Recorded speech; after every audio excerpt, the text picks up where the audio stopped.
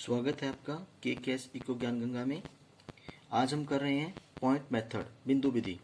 इस विधि में हम किसी दिए गए मांग वक्र के मांग की लोच को हम ज्ञात करते हैं। हमें इस विधि में जो डिमांड कर्व होगा उस पर पॉइंट गिवन होगा और हम इस गिवन पॉइंट की मांग की लोच को ज्ञात करेंगे।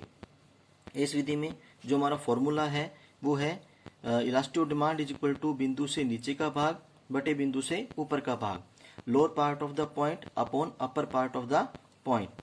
अब क्योंकि डिमांड कर्व दो प्रकार का हो सकता है, रेखीय मांग वक्र लीनियर डिमांड कर्व, अरेखीय मांग वक्र नॉन लीनियर डिमांड कर्व। तो पहले हम लेते हैं लीनियर डिमांड कर्व, रेखीय मांग वक्र। डायग्राम में जो AM डिमांड कर्व है वो हमें गिवन है और इस पर जो पॉइंट P है वो भी हमें गिवन है।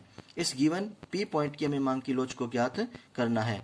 आसानी के लिए मैंने ये मान लिया है कि जो AM डिमांड कर्व है उसकी टोटल लेंथ 4 सेंटीमीटर है और जो P है वो इसके मिडिल में है। तो according to formula at point P मांग की लोच P पर क्या होगी, PM अपॉन PA, बिंदु से नीचे का भाग बटे बिंदु से ऊपर का भाग। तो क्योंकि मैंने इसको 4 सेंटीमीटर माना है और P इसके मिडिल में है तो ये 2/2 हो जाएगा और 1, तो मांग की लोच इकाई से इकाई के बराबर होगी। इसी प्रकार मैंने दो और पॉइंट C और D भी सेम डिस्टेंस पे लिए हैं। मीन्स जो हमारा डिमांड कर्व है अब उसके 4 पार्ट हो गए हैं। तो हम C और D पर भी मांग की लोच को ज्ञात करेंगे। कैसे ज्ञात करेंगे, पॉइंट C पर मांग की लोच क्या होगी, at point C CM upon CA, बिंदु से नीचे का भाग बटे बिंदु से ऊपर का भाग। क्योंकि CM जो है वो 1 पार्ट है और CA जो है वो 3 पार्ट है तो 1/3, तो मांग की लोच इकाई से कम। इसी प्रकार D पर DM अपॉन DA, तो 3/1, मांग की लोच इकाई से अधिक।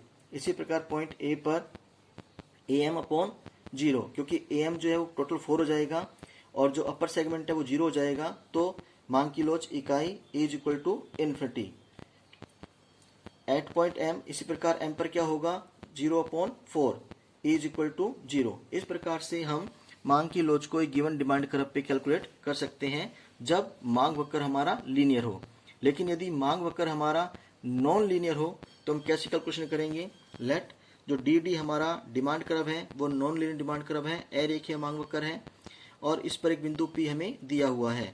तो हम क्या करेंगे, एक AM स्पर्श रेखा को इस प्रकार से P पर स्पर्श करवाएंगे कि वो OY को भी टच करे और O एक्सिस को भी टच करे।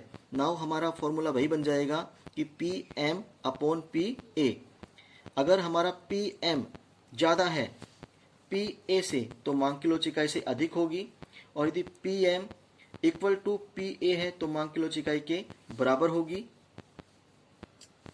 और यदि हमारा PM लेस देन P है तो मांग की लोच इकाई से कम होगी। क्लियर है कि अगर हमारा बिंदु से नीचे का भाग ज्यादा है बिंदु से ऊपर के भाग के तो मांग की लोच इकाई से अधिक होगी, दोनों बराबर हैं तो इक्वल टू 1 होगी। और अगर हमारा बिंदु से नीचे का भाग बिंदु से ऊपर के भाग से कम है तो मांग की लोच इकाई से कम होगी। Thank you.